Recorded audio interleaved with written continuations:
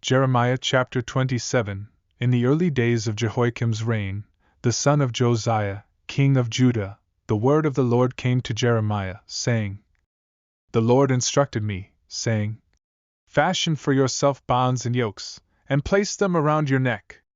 Then send these to the kings of Edom, Moab, the Ammonites, Tyre, and Sidon, through the messengers coming to Jerusalem to Zedekiah, the king of Judah. Command these messengers to convey a message to their respective masters, saying, Thus says the Lord of hosts, the God of Israel, you shall speak to your masters as follows. I have created the earth, both its inhabitants and its creatures, by my great power and outstretched arm, and I have given it to whomever I saw fit. Now I have handed over all these lands into the hand of Nebuchadnezzar, the king of Babylon, my servant, and I have even given him dominion over the beasts of the field, who will also serve him. All nations will be subject to him, his son, and his grandson, until the time of his land's judgment comes, and then many nations and great kings will subjugate him. Any nation or kingdom that refuses to serve Nebuchadnezzar, the king of Babylon, and refuses to place their neck under his yoke, I will punish, says the Lord, with the sword, famine, and pestilence, until they are consumed by his hand.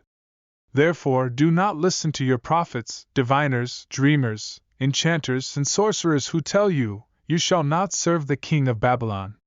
For they are prophesying falsehoods to you, leading you far from your land, causing your expulsion, and your ultimate demise. But for the nations that willingly accept the yoke of the king of Babylon and serve him, I will allow them to remain in their own land, as the Lord declares. They will cultivate it and dwell there. I also spoke to Zedekiah, the king of Judah, with these words, Submit yourselves to the yoke of the king of Babylon, serve him and his people, and you shall live. Why should you and your people perish by the sword, famine, and pestilence, as the Lord has foretold for the nation that refuses to serve the king of Babylon? Therefore, do not heed the words of the prophets who say to you, You shall not serve the king of Babylon, for they are prophesying falsely in my name. I have not sent them, declares the Lord. Furthermore, I spoke to the priests and all the people, saying, Thus says the Lord, do not listen to the words of your prophets who prophesy to you, saying, Behold, the vessels of the Lord's house will soon be brought back from Babylon. For they are prophesying lies to you. Do not listen to them, serve the king of Babylon and live. Why should this city be reduced to ruins? But if they are true prophets, and if the word of the Lord is truly with them, let them now intercede with the Lord of hosts that the vessels which remain in the house of the Lord, in the house of the king of Judah, and in Jerusalem, may not go to Babylon.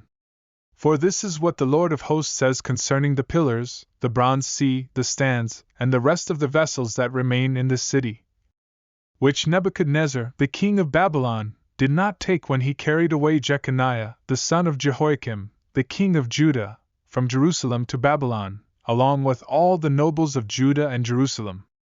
Yes, thus says the Lord of hosts, the God of Israel, concerning the vessels that remain in the house of the Lord, in the house of the king of Judah, and in Jerusalem.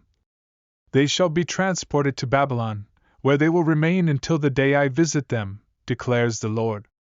Then I will bring them back and restore them to this place.